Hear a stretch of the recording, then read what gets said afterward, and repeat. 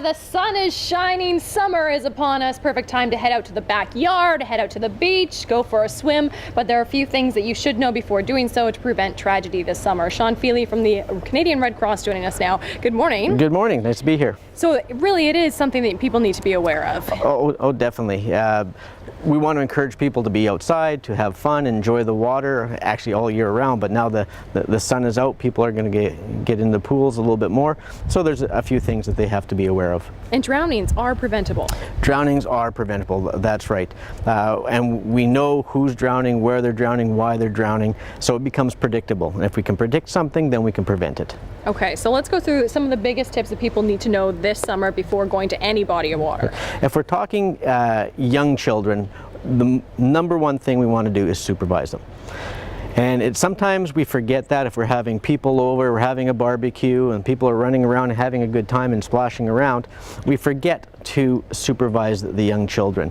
And so a tip would be is to designate someone to their whole sole purpose is to watch the water to ensure everyone is safe. Because tragedy can happen. Tragedy can happen. A lot of people are under the misconception that when people drown, it's splashing and yelling and screaming and things like that. Usually it's very silent. They're down underneath the water and you don't hear anything. When we talk about supervision, it's watching the person within a very close distance of them, not in the house and listening for them because of that silent drowning. And this is an interesting one. Going into the water, encourage feet first. That's right. Some pools, even though they might have a diving board, they're not that deep. And if you have larger people, especially like some of the teenagers, they have a lot of strength and they could hit the bottom. So ideally, if you're jumping in, feet first is the best way to do it. And that's when we're talking tragedy as well, spinal cord injuries. That's right. And if you're out at the lake, you don't know the body of water, you want to make sure that it's deep enough, and one way is with your feet first. Great point. And then when you're in the pool playing, don't leave the toys around?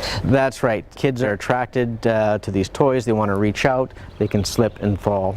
And it happened last year. I know a person, a little toddler, heads are very heavy. They're leaning over into the water to reach and just fell right into the water. Luckily, somebody was watching and was there to pull the child out. Oh no. And then speaking of that, having proper flotation devices. That's right. Life jackets or some sort of rescue tube or something like that. Not just a toy that to reach the person. So have a plan. It's always a good thing to have a plan, have some the proper equipment in your backyard pool to have a safe and wonderful summer. You can never be too sure, especially when it comes to fences too. That may not be something you think about, but it's equally as important.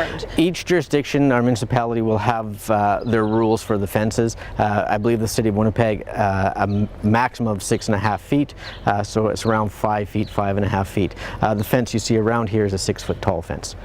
That's good. You want to take some steps to protect yourself this summer because you want to be outside, you want to soak up the sun, but you want to do so safely. Thank you so much, Sean. Thank you very much. And for more information or for those tips, you can find them on breakfasttelevision.ca.